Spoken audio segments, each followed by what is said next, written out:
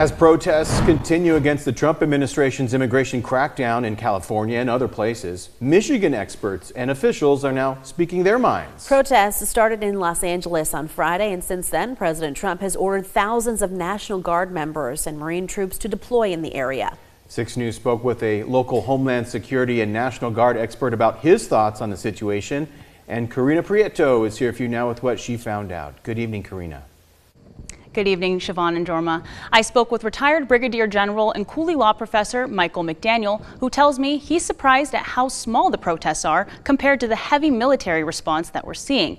Now, McDaniel rose through the ranks of the Michigan National Guard for nearly 3 decades and taught domestic operations and constitutional law at Cooley Law School.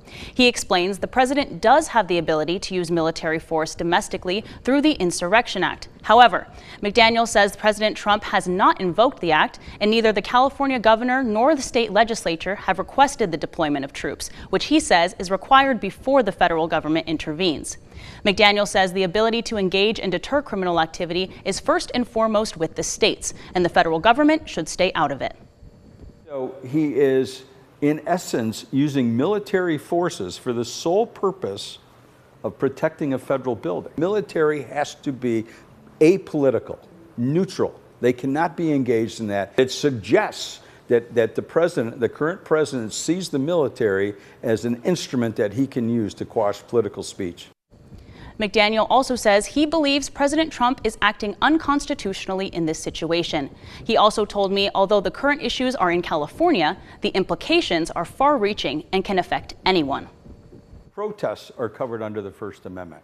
If you in the White House decide to use military force to stifle First Amendment debate, political speech, which goes to the core of our Constitution and our system of government, none of us are safe from an authoritarian state. I'm stating that awfully strongly, but I believe it strongly, that you have to allow types of protests. You cannot have the federal government step in.